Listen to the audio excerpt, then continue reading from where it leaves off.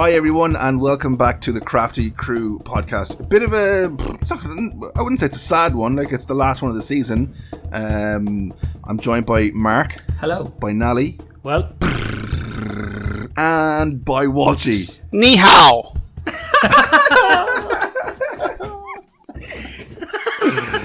And I instantly feel better. Yeah. Thanks Walshy. Anytime, lads, anytime. Better.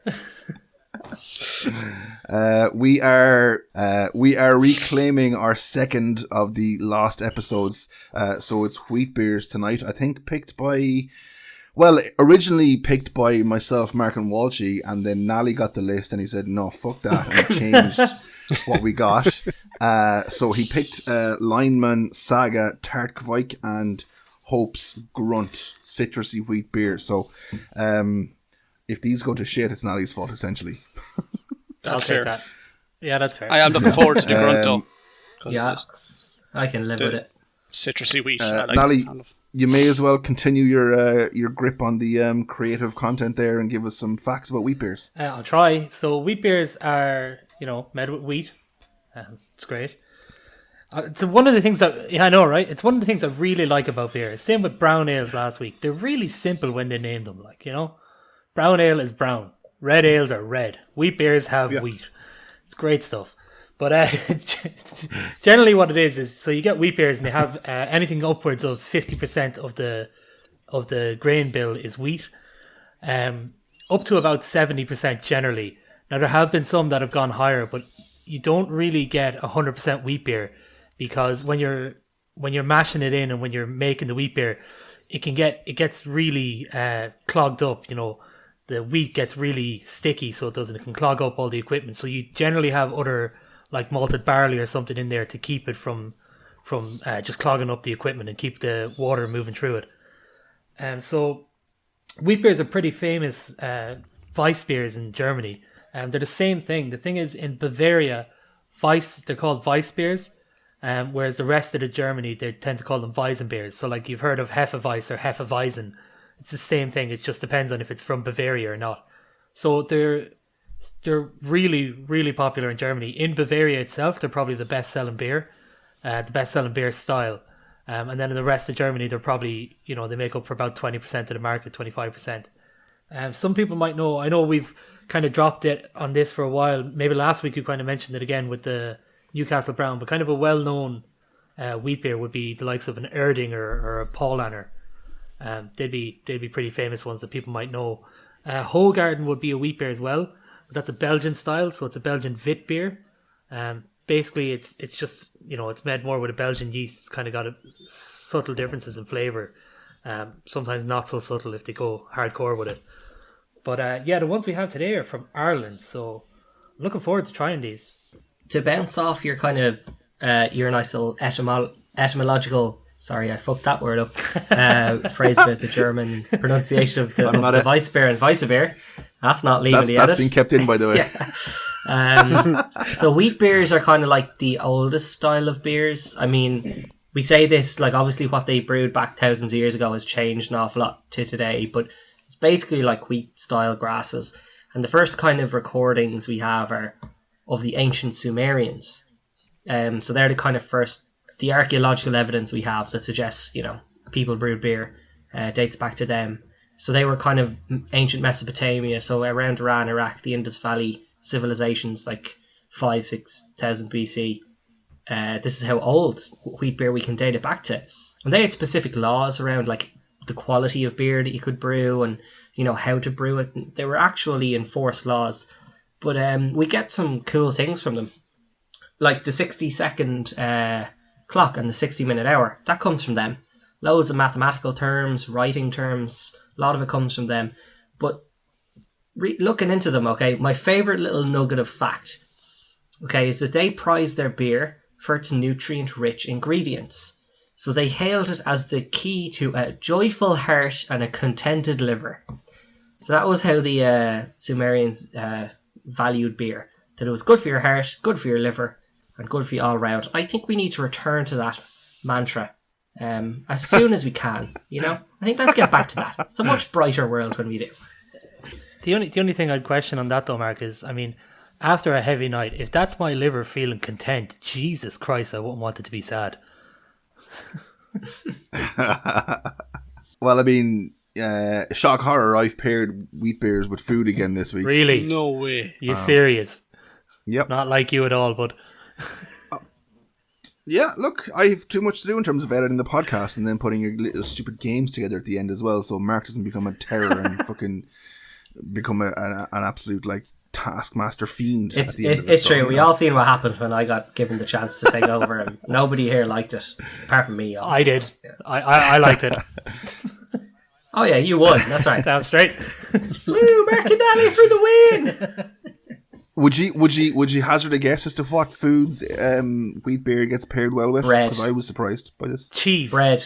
No, like Seafood and cheese. Seafood, so like crabs, mussels, fish cakes, smoked salmon, dim sum, sushi, spring vegetables as well. Did someone say peas or did you say cheese? Cheese. You said cheese. did you? Yeah. Yeah. Look at Peas, beans, and asparagus, and Thai green curries. This is one thing that I think a lot of the English do, is to have a lot of like, look at that, it's on the can. No way.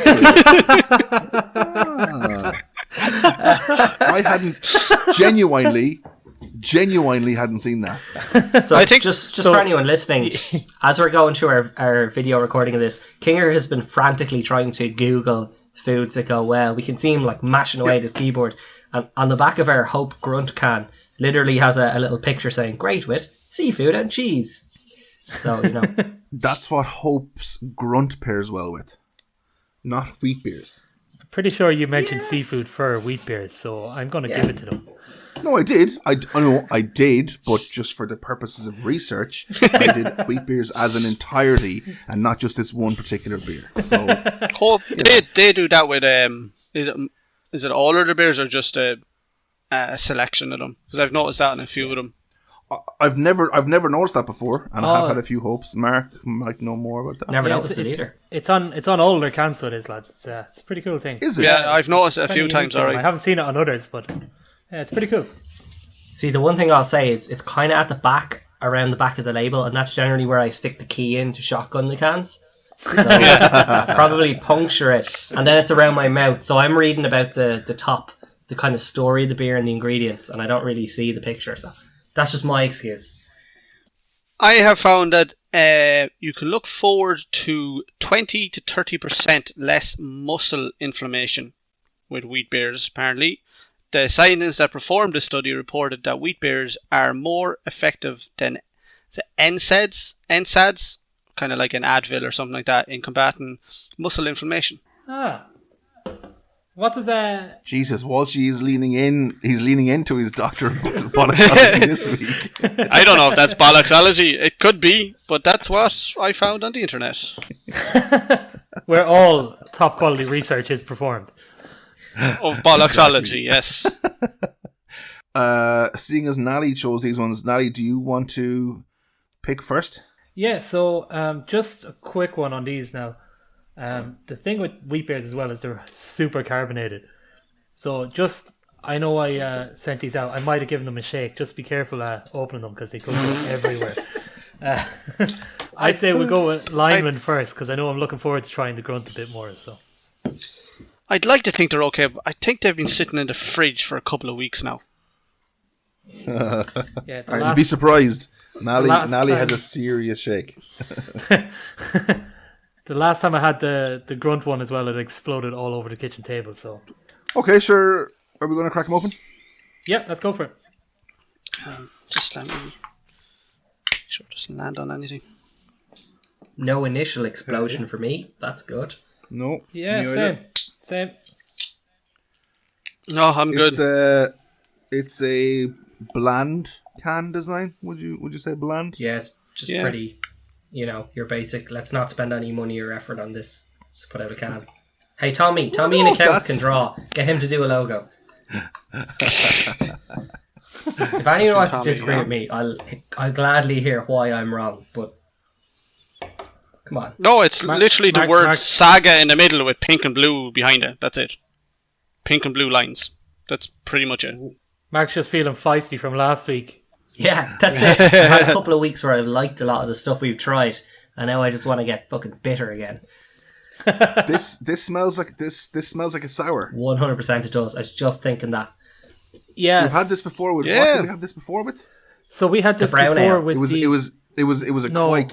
it was the what was No. it? Shouting at Strangers. It was the Shouting at Strangers Yes. beer Yeah. that had the Kvike yeast Oh, in yeah. it as well. Yeah. The Wylam Shouting at Strangers, wasn't it? Yes, the Kvike, yeah. Yeah, so I think it's the Kvike yeast that's giving it that sourness. So it also says it's tart on the front of it, so I'm going to guess that it's Yeah. a little sour. It's quite a golden rich colour. But Nally, would you say this is like way undercarbonated for a wheat beer? For me, it seems pretty low on carbonation. It's really clear as well. It's you can see right through it, but it doesn't hold a head. And for me, when I think of some of those, not a real, it's a little bit of a head, but nothing major. And for me, when I think of those wheat beers, I always think of them, like we were saying earlier, like an Erdinger or something. They got massive heads on them, like it's ridiculous. Yeah. But, it's pretty low on the carbonation for me, so it is. Does it look like it's been watered down or something, or is that just me? little bit. It's not completely see-through. There's a little bit of it's see-through, but there's a little bit of a dirt kind of to it. It's not like, that's the wrong word to use, but like it's not hazy, but like Sediment. this tastes like a sour lager to me Yeah. on first taste of it. I'm like looking at the can. Are we sure that this is a wheat beer? Yeah, it's like a wheat beer, but they've managed to make it taste nothing like a wheat beer. So, Yeah, it's really weird. It has lager malts in it. well, gentlemen, bring any sort of lager thing towards these four people and watch your arse get kicked into the next time zone, because we have our experience with lagers on this podcast and none of them have done too well for themselves. Yeah, which is Nally, did you know that Kvike is a type of yeast used in traditional Norwegian farmhouse beers? I did, yeah. That's what we said the last time. So it is. It's pretty good for that. So it is. I was like, the one we mentioned that. It's the one that we mentioned tears through fermentation. Like it's the one where you can get grain to glass in about a week if you really want. It's crazy stuff. It's on the can, so I just said I'd try and look like I was flexing my knowledge muscles, which I've Kinger's learning. I'm learning, exactly. Yeah. It's a weird one. It's not like any other wheat beer I've ever had before, which I don't know if I should like it or if I should be offended by it. Yeah, so I'm a big fan of wheat beers generally. This is a strange one. I'd agree with you, Kinger, 100%, man. It's not really where I expect a wheat beer to be. It's definitely more tart. It's a pretty clean beer though. There's not a whole lot hanging around after you have it. It's a little bit tart. It's a bit sour, but it's gone pretty quick. Like, which is, I think, a nice thing for this beer. The way it is. It's a good thing that it's gone pretty quick. Yeah, it clears the palate really well for something that isn't that carbonated. Normally, like, a lot of carbonation is needed, but I guess it's the tartness or the sharpness of this. It clears it straight away. Yeah, definitely. I'd agree with you. I think expectation is a killer for me. When I smell a beer like that, I initially want it to taste like a sour, and then when it doesn't, I'm disappointed by that. And I think that's unfair on the beer, possibly. But I always think back to our sours episode when, like, we're like, geez, that smells like feet, but it actually tastes really nice. This is kind of similar, and it doesn't have that really nice flavor of it like afterwards. Do you know what I mean? It's grand, I think, so far. Yeah, I think the thing with it, man, is so it is a bit sour, but it is a wheat beer. Like, I think it does a decent job of kind of getting the two of them together. I know we were saying it doesn't have that full wheat beer flavor that I'm used to, or that any of us really are used to, but it's still there. It's just a lot more subtle because of the tartness that's up front. Like, you still get a bit of it. It's just more subtle because of the tartness. Well, for me, anyway, I don't know. Just. I do get what you mean. Like, as it kind of clears your palate, the back end of it has that, familiar aroma that you're used to, or that you would expect maybe with, like, any wheat beer. Just say Paul and Erdinger, just to name a few. Like, but I don't know, man. Like, I think branding this the way they have, that like they have very clearly said it's a Tart Kvike beer on the front. It's emblazoned in big black letters, so they're not hiding that. Is it a wheat beer? I'm trying to see where it says that this is an actual wheat beer. Well, it's made with wheat. It's in the ingredients, so yeah. It's a wheat But beer. maybe the percentage of wheat in this is a lot lower than could be, yeah. 50%. Brewed with wheat and lager malts and lightly hopped to Could produce be. a delicious Because the refreshing lager session malts beer. thing is what's coming through for me. Nally, are wheat beers generally higher ABVs?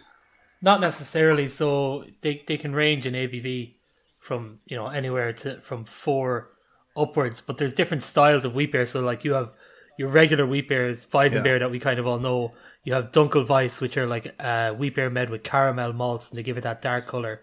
Then you have so there's a beer called an Eisbock, which is it's a beer they freeze it down, and that gets rid of some of the water, which ups the alcohol content.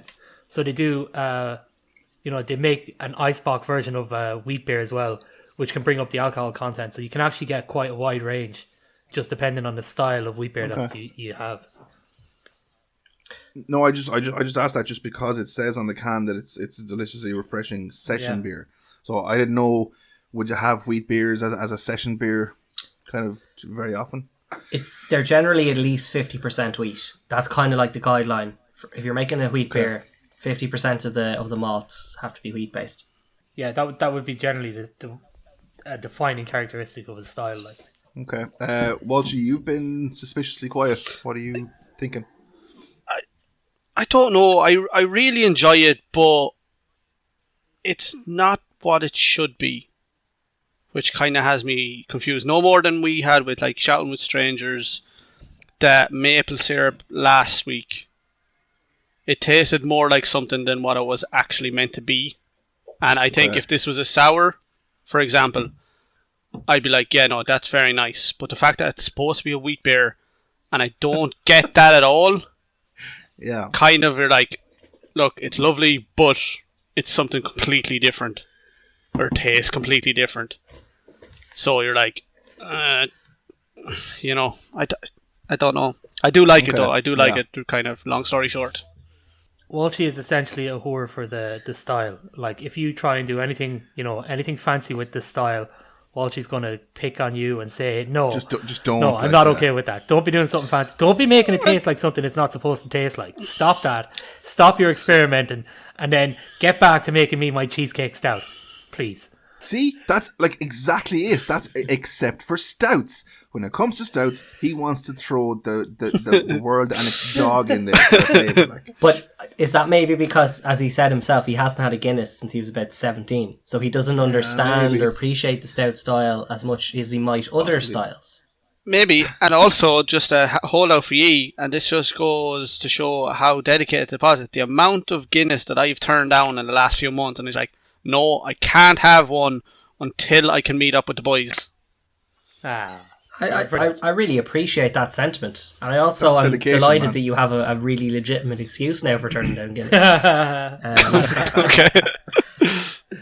What I would say, Walshy, and I go back to your point, when I first started drinking this, I was like you, I can't really get much of a taste, but then what I did was I swamped a mouthful or two, and we all know Nally swamps his beer for one or another reason, like whether he loves it or hates it. But if you take a proper full mouthful and not just kind of a half or a sip, you actually get the wheat beer flavour becomes very intense at the back end. Like, not very intense, but relatively intense.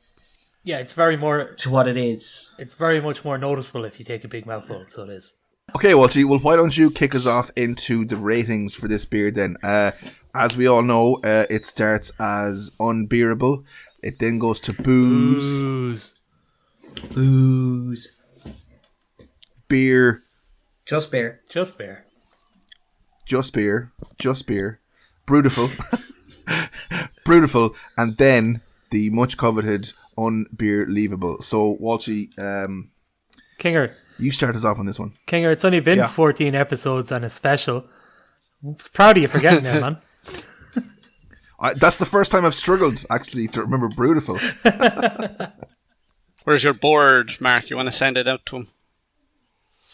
Um, Actually, I I don't- missed to put it away, and I don't know where it is. Very upset. That's how it starts, Mark. That's how it starts. I picked up her engagement ring today, and she let me spend €150 on craft beer, and I think that's the end of my life as a man. yeah. She let you spend €150 on a new whiteboard is what happened, right? Yeah. That's it. I need it for enjoy work. them while they last. I really do actually really like it, but like I said, it doesn't really feel or taste like what I think it should be. And if it did a little bit more, I'd go higher, but I still think it's beautiful. So I'm going beautiful. Fair enough. Walshy, I'll jump in with you next. I think this is a terrible wheat beer.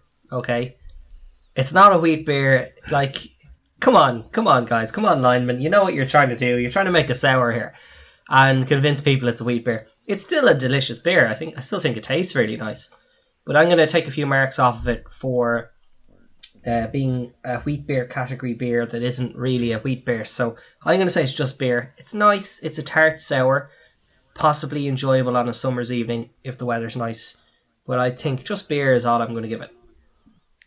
So, just a quick one. From now on, can we just call that the Walshy principle? So, like, Yes, it's a really good beer, Dr. but it's not Walsh sticking to principle. its style. It's the Fact. Walshy principle.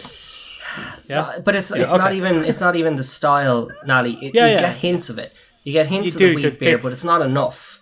Like, I want something. When I'm drinking a wheat beer, I've made a conscious decision to drink wheat beer most of the time. Okay, and like, I want the taste of it. I want the enjoyment of that kind of flavor. And in this, you have to swamp it to even get the flavor in any kind of measure. Now, while it is delicious, if I was like, what I tend to do with craft beers is like get like 5 or 6 of a certain style, stick to that style for a night, and try some different beers. If I was drinking this and other wheat beers or vice beers or whatever, I'd feel like this is way out of place. And that would, kind of upset me a little bit. Creature of habit, and I don't like change.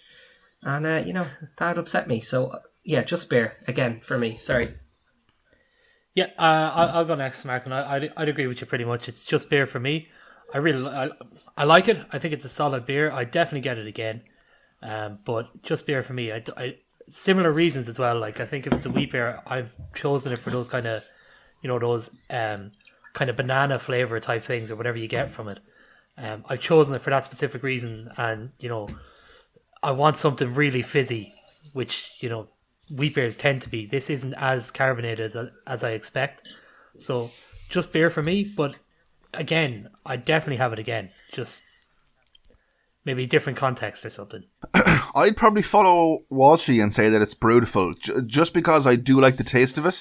I know it's not. It doesn't taste maybe like it should as a wheat beer, but going solely off the taste alone and probably my own personal taste, obviously, I think it's nice. You couldn't give this an unbelievable because it doesn't do what a wheat beer should do. It is the Walshy principle, and I think it works here, to be fair to him. So yeah, I'd say it's beautiful. Yep. So for the final episode of the season, it kicks off with a beautiful for a lineman Saga tart Kvike beer. Fairly fucking contested, beautiful. Boo, Kinger and Walshy. Boo, Kinger and Walshy. How dare you have opinions? Yeah.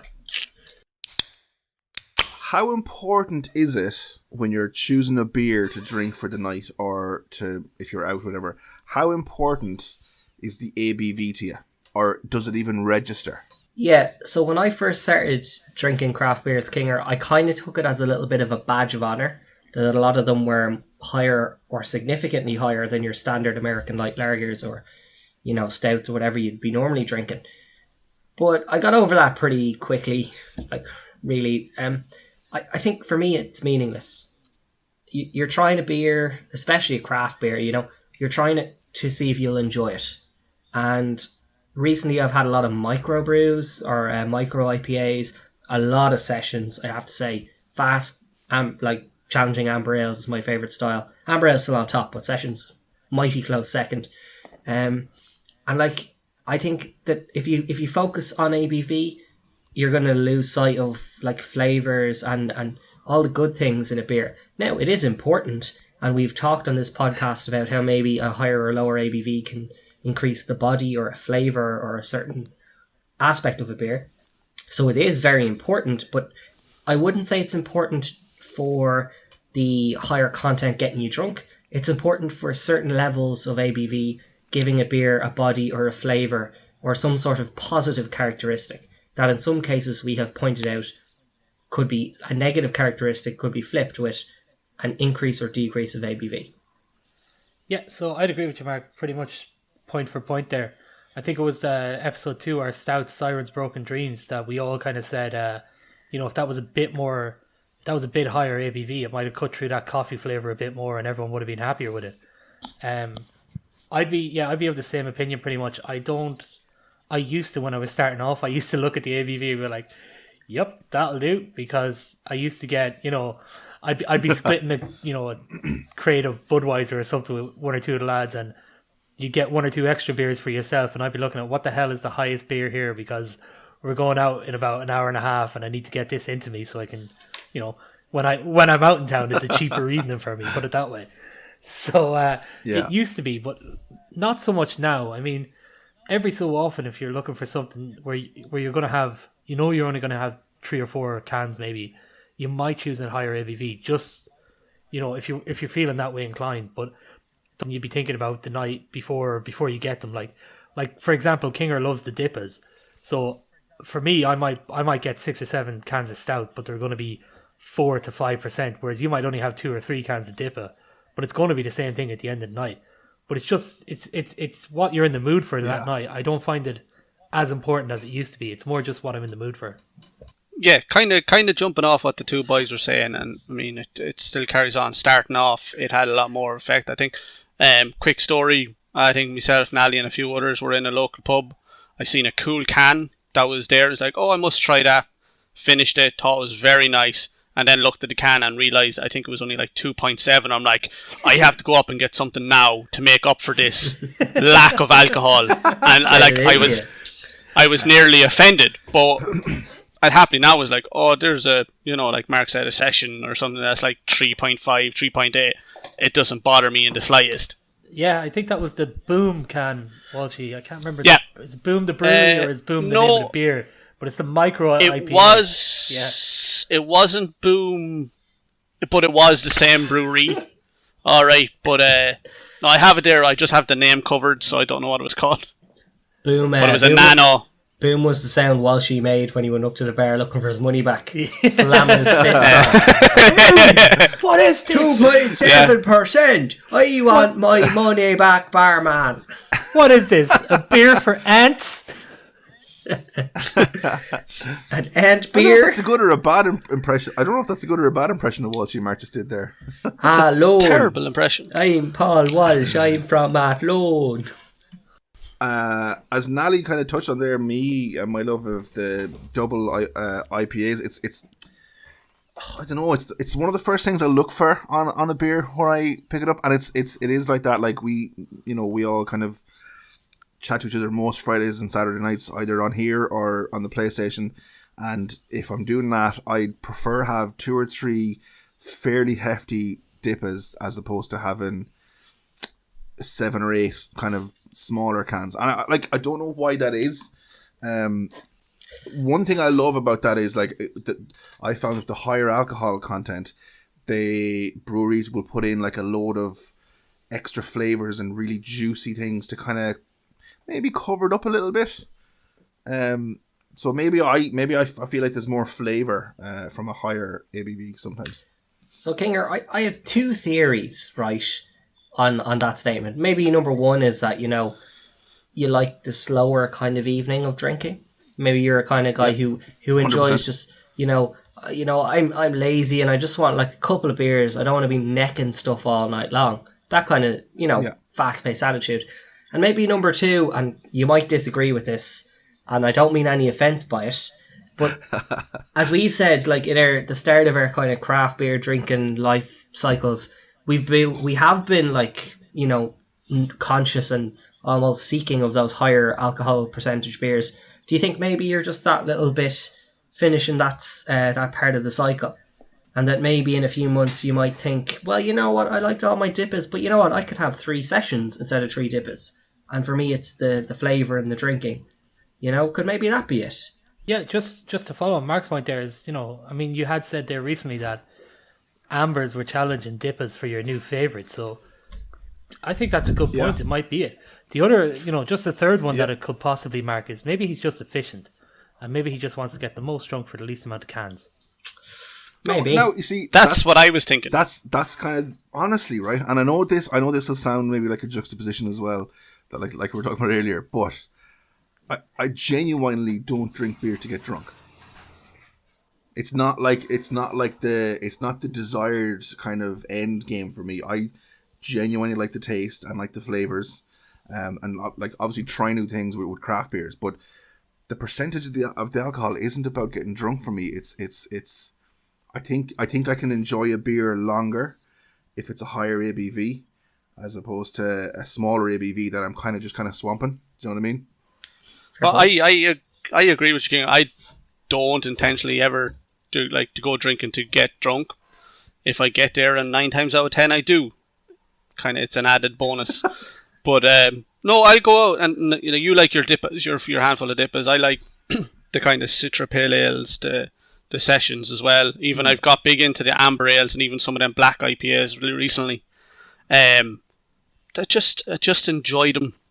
And like I said, if I get drunk off them, so be it. I'm willing to make that sacrifice.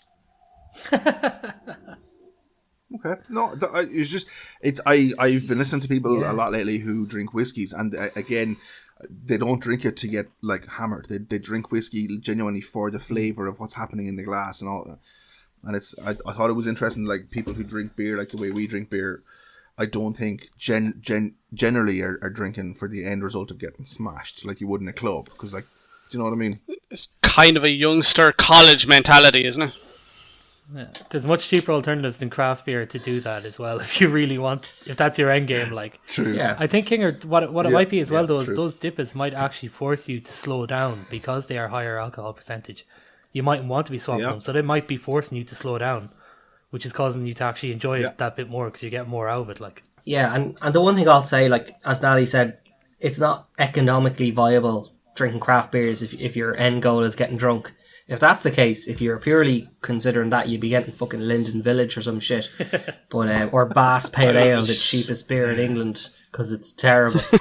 But I think for me, I would try maybe 20 craft beers, and knowing 19 would be bad for the enjoyment of the one that was excellent. It's about flavour, it's about enjoyment, it's about finding something new that you like. I for instance, I had a beer today, Brewery, who are a great shout for anyone listening. I had their Tutti Frutti session IPA. Fantastic stuff. Gorgeous. Doesn't taste like a beer at all. It tastes like Tutti Frutti ice creams from when you were a kid. But like, if I had 10 bad beers this week, and then had that would make all the bad beers worth it, because I'd have tried 11 and found one that I absolutely love. So I think we're all in that boat a little bit. Just before we start discussing the how the cosmos started and how infinitely small we all are on this tiny speck of sand, Nally, do you want to introduce us to our second beer of the week, please? Man, you nearly got me starting on the little blue dot, the pale blue dot. So I'll do that swiftly before I get into Carl Sagan. The next beer is Grunt by Hope Brewing. These are a brewery, they're based in Dublin. Near you, Mark, I'm pretty sure, aren't they?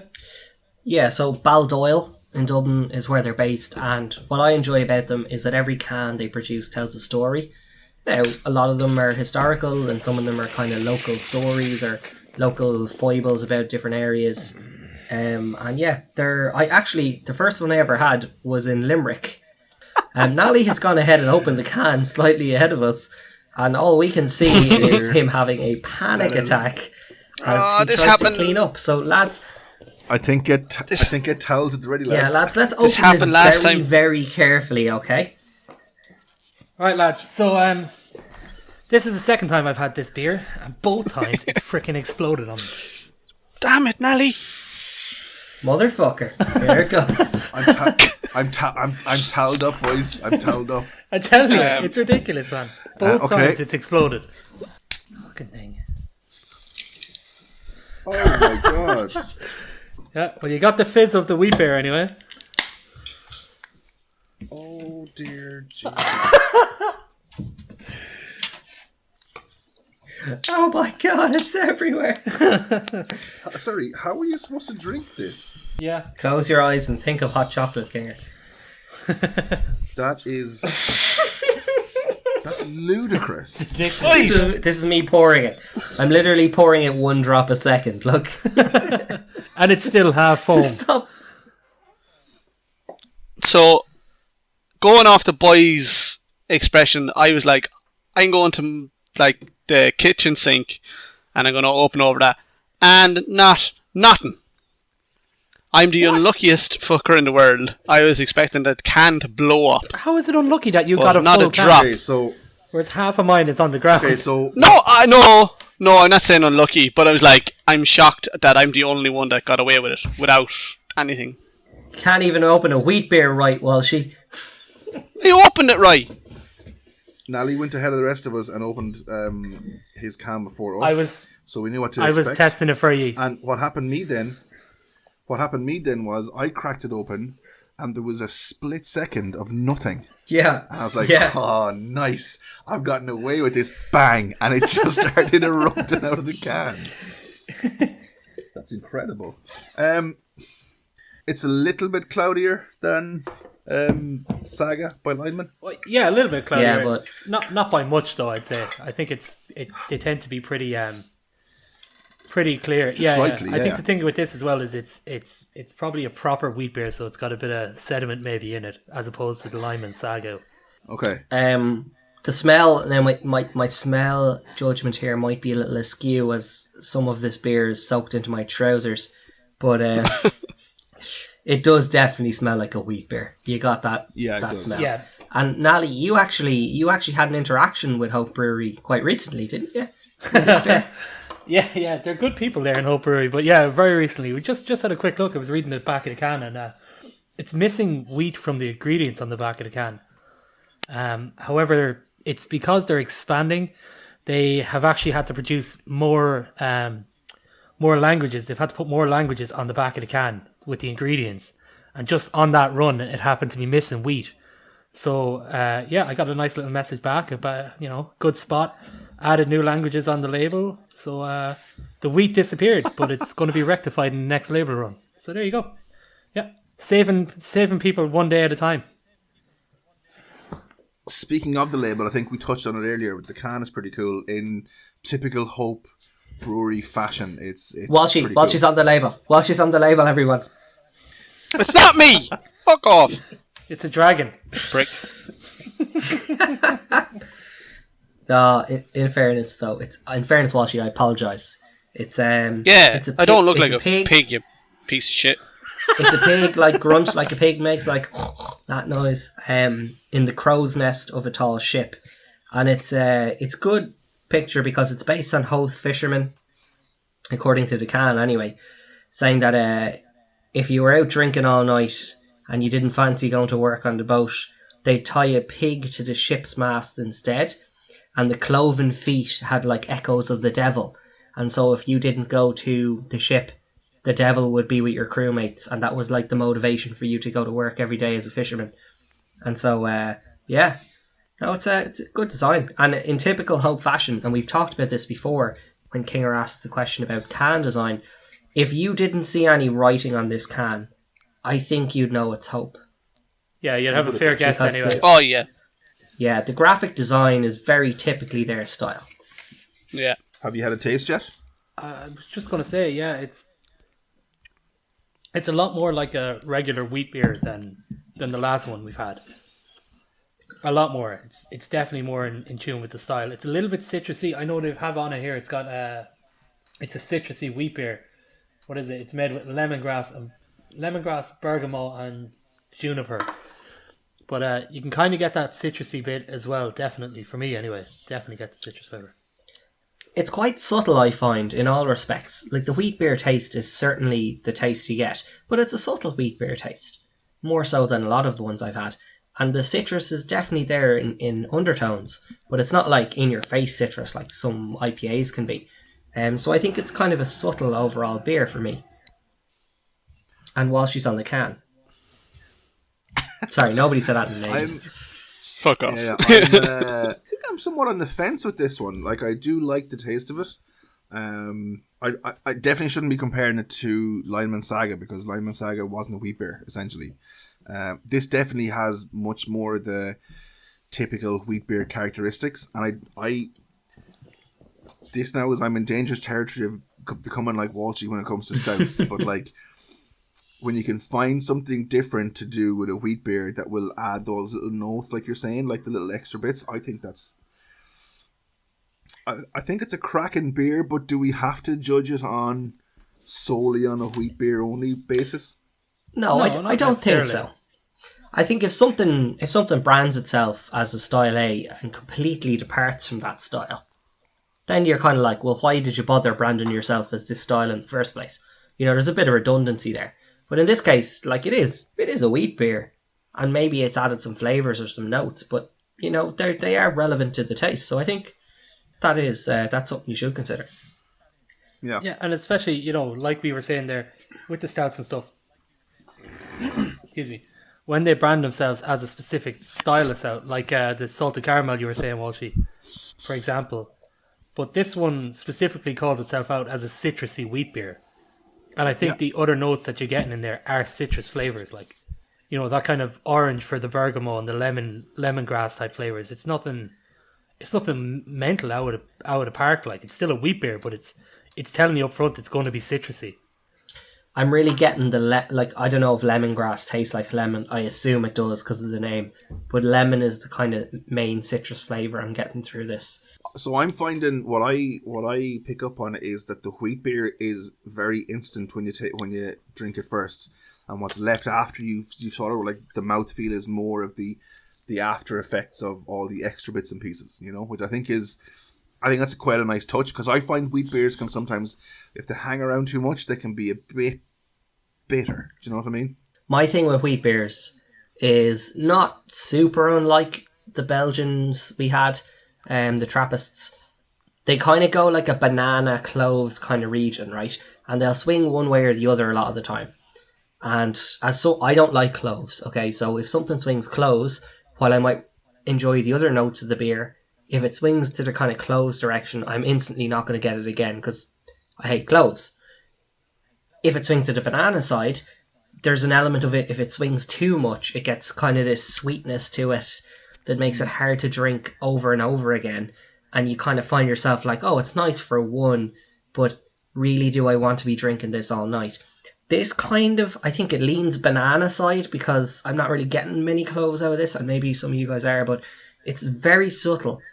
And I've said that already, but like, I really think that this is a very good vice beer for maybe people who haven't had many or any and want to try them, because this is like a very small step from, not from a lager, but maybe from like a light Citra IPA. It's maybe that small step first, and if you're like, you know what, I'm enjoying these flavours, let's take the next step into a Trappist or maybe a heavy vice beer, you know, something that's like authentic, like a Weinstefano or something. We've had a few beers now, I think, where it's been said that, you know, somebody who's trying to kind of maybe start drinking this type of a beer or looking to try new, this is a good, I think we should start like a gateway feature in the next season. Like, find our best gateway beer for a particular style. Walshy, what are you thinking about Hope's Grunt? I really like it. I really like it now. When I first started drinking it and I had the first few sips of it, I automatically thought of Hoegaarden. Maybe because Hoegaarden is very, very citrusy wheat beer as well. But instantly, Hoegaarden came to mind. And out of the wheat beers is probably one of my favourite ones as well. But that's very, very nice. Very nice. Yeah, I think you've hit the nail on the head there, Walshy. I think this definitely leans more towards the kind of Belgian Witbier style as opposed to, your classic German Hefeweiss. You're not really getting that banana flavors. You're getting, because with Belgian beers they tend to add in some different adjuncts into it. So that's kind of what's happening here. Like you can get kind of orangey flavors and stuff like that. Same with this. I will say though, I find that it's nowhere near as neither of the two that we've had tonight they're not as carbonated as I usually think of wheat beers to be. For me, I usually he says after the can frickin' exploded. But apart from that, well, they're not as carbonated as I expect. The one thing I will say, Nally, and anyone who's had a lot of wheat beers will agree with us on this.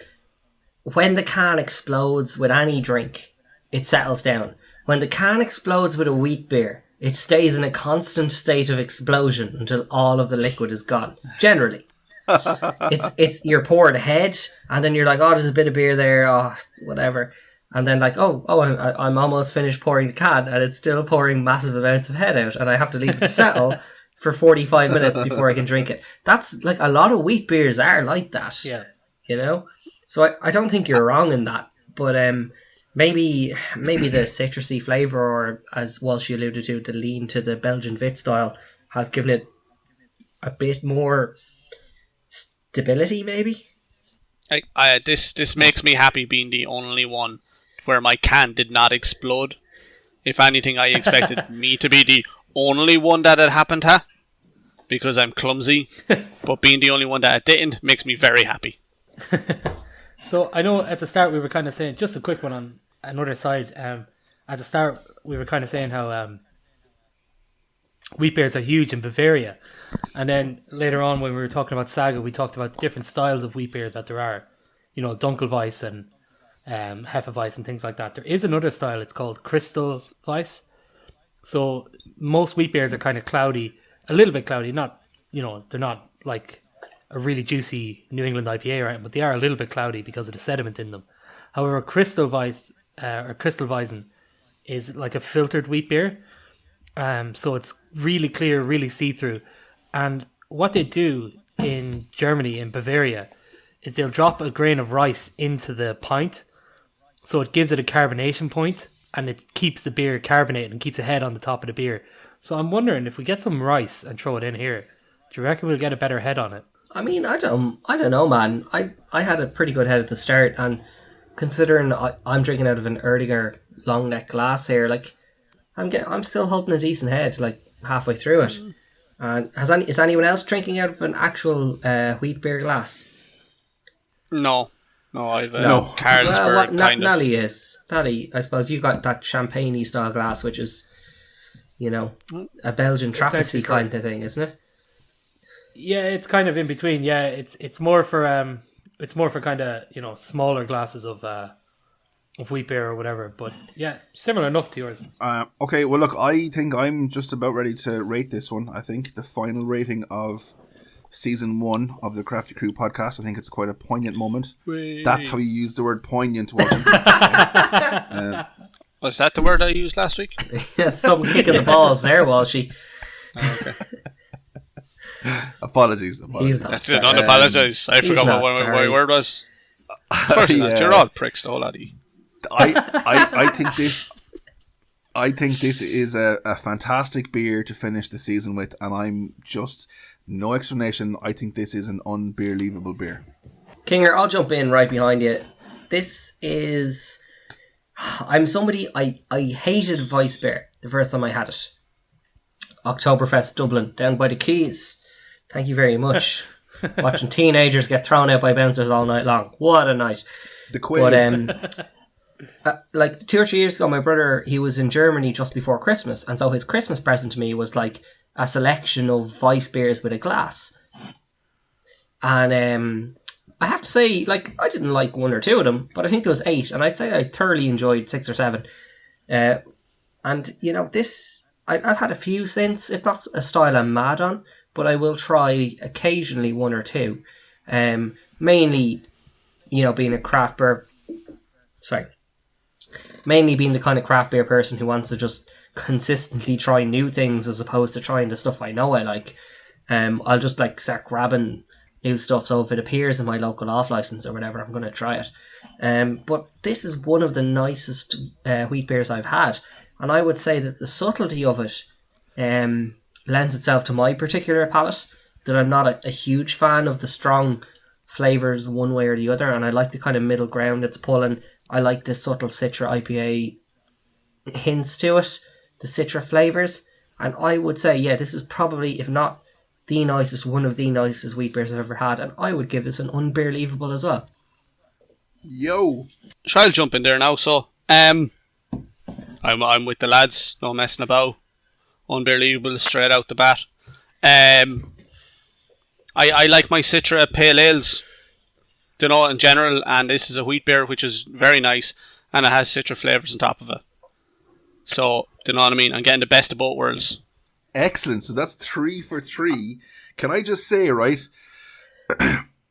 I know that Nally is a stickler for the style as well, and I think the fact that this isn't your typical wheat beer, he's not going to be happy about letting this go the direction it's going. I think his rating is going to be slightly more negative. Yeah, but at the same time, it is still within the wheat beer category. Okay, it's not a million miles away.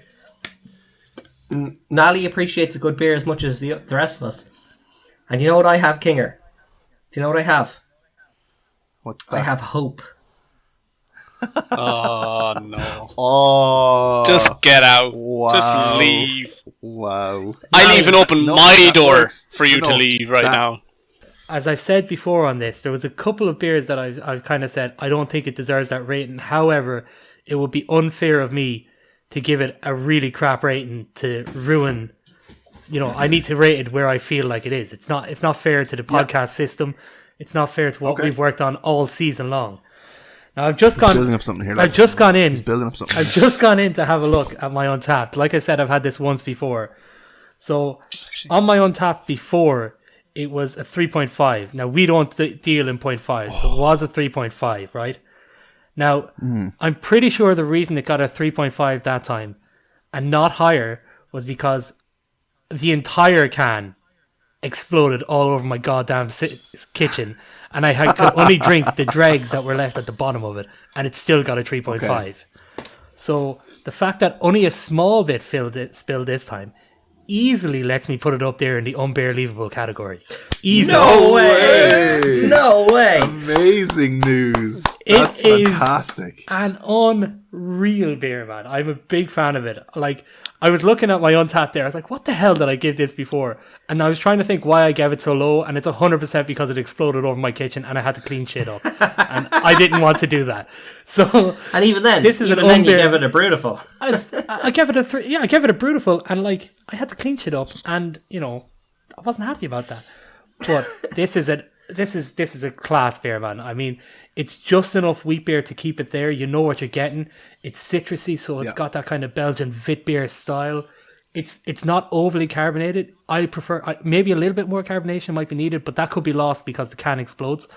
That's just this beer. Although it's unbelievable, does come with a disclaimer: have a towel or open it over the sink. Yes. Fair enough. Apart from that, That's it's fair. unreal. This is a proper. This is I think, apart from the Belgian Trappists, which I think we can all agree are probably my favorite style of beer. Apart from the Belgian Trappists, I think this is the first time I've given a beer an unbelievable on the podcast. So, just on a side note, and Nally was saying he went back to his Untapped, and I was like, do you know what? I'll have a little look myself. And I wasn't a fan. I was not a fan. Back in June last year, I gave it a 2.5. January Wow. just gone, I gave it a 2.5. But I don't know if it's kind of consistently through the podcast we're trying so many different beers, you have a new appreciation for them, or something like that. Maybe. Potentially. But wow, some difference. Well, Mark, sorry, go What I on. will say, and I think like we all really, really enjoy this beer. It's 4 unbelievable, which is like unheard of. We all have our contrasts in preferences and style and flavour and undertones, overtones, whatever. What I will say is that we all appreciate this beer for what it is. it is a wheat beer, but at the same time, it's bringing in the Citra flavour, which is currently the dominating flavour in terms of IPAs. Like, if you go out for an IPA these days, if it's not Citra, that's the minority. So they've decided to hit, we're going to hit this style. Okay, we're an established brewery, we're going to hit the wheat beer style, but you know what we're going to do? We're going to take the favourite flavour of every craft beer drinker pretty much out there, and we're going to slam it on this style. Like, can you imagine like a subtle Citra of any style?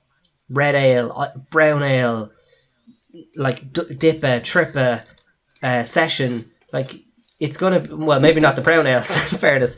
But yeah, like, I was thinking that. Yeah, the brown ales, that's actually horrible.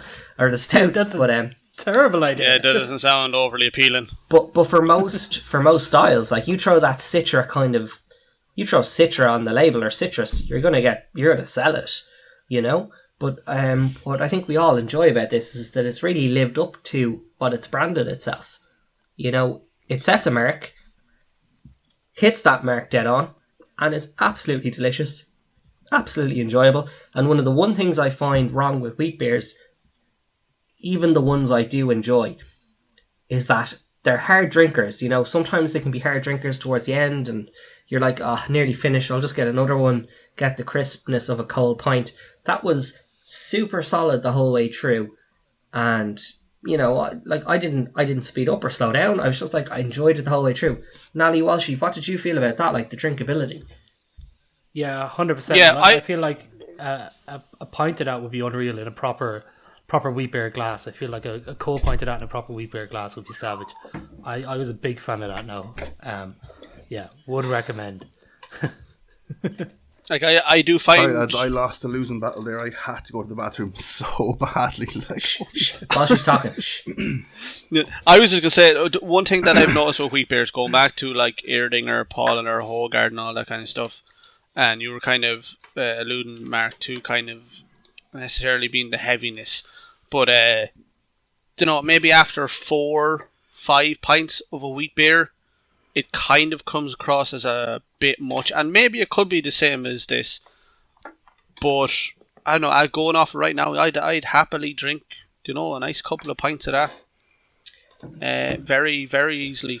It's steady, Walshy, isn't it? Like, it's not getting heavier or lighter, it's just exactly, what it is. And even for people maybe who don't like a beer at the start, and I know this is probably... This is not a podcast for people who've had one craft beer ever, but if there are any of you out there listening that just enjoy the crack, we would really encourage you to see a beer through. If you hate it, see it through. At least then you've got more evidence to hate it, That when somebody else says, "Oh, did you try this craft beer?" you can be like, "Fuck off, I had a whole bottle of this shit and it was piss." It's better to have that evidence. And what I think, my girlfriend's very straight down the middle of the road. Like, she... Hang on. Fiance. Oh shit, Kinger, why'd you do it to me?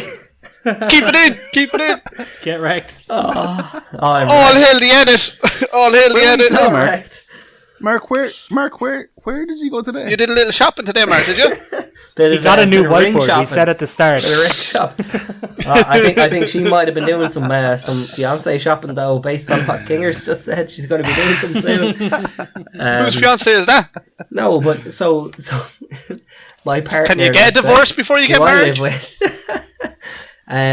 She's. Oh Jesus! I'm so fucked.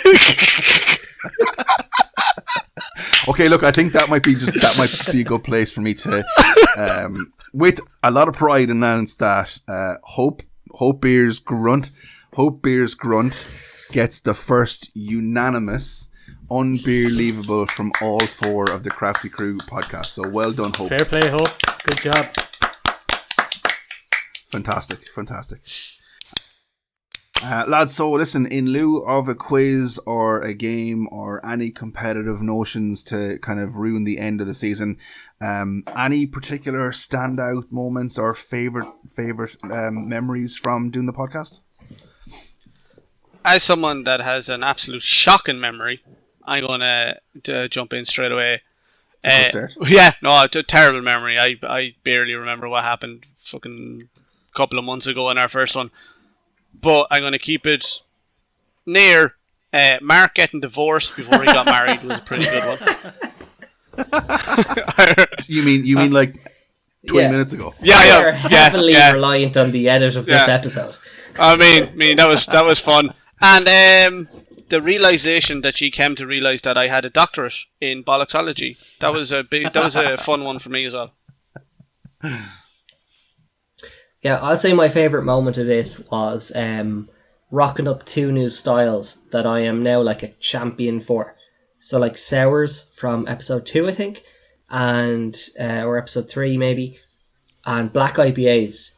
I am now like hunting these motherfuckers down when I get my chance to go out and get a few drinks. I'm like, any sours? No. Any black IPAs? No. I'll pick whatever else is there.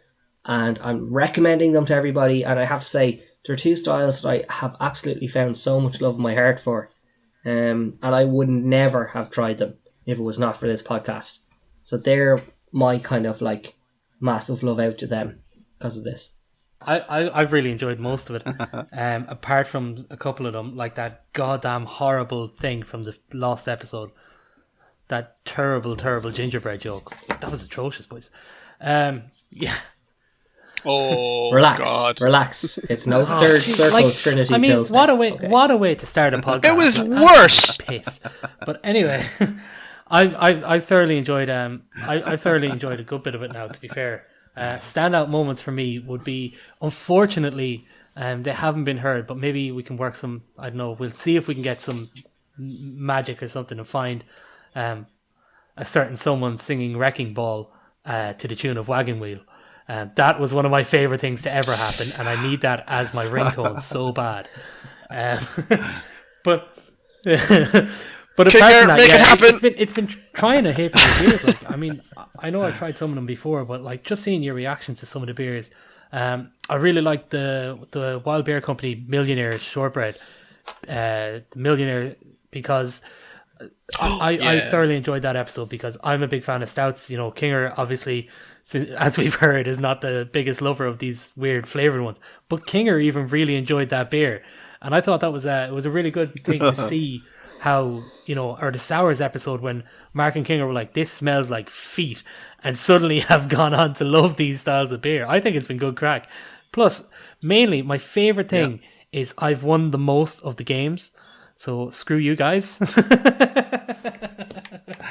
Shut up, Nally.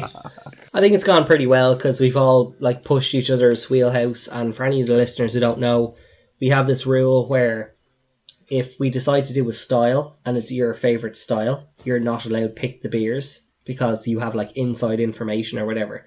So we try and get the person who's the least familiar with the style to pick the beers, and that way we kind of we go out on a limb every episode. Yeah, it was amazing because Kinger still managed to pick my favourite Trappist for the Trappist episode, so I was very happy. Yeah, hint, hint, wink, wink at that one. Bit of suspicion around that. There was a little bit of that, alright. Not at all, not at all. I think my highlight for this, actually, you mentioned there, the Sours. Green Zebra has definitely become a solid favourite of mine. I've had it a few times since we've had it on the podcast. And my blossoming love for Amber Ales as well, which I don't think would have happened without the podcast. So, yeah. I take it my Norwegian death metal song is not getting a mention here, is it? No. No.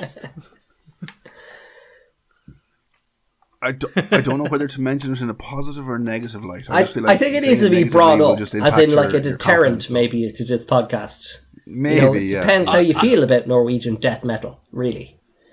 I think what I'll do is I'll bring it back for season 2, that if somebody's waffling on too much, I'll just start paying you to kind of like play them off the mic, essentially. Lads, listen, speaking of season 2, we are taking a very brief break for like maybe a month or so.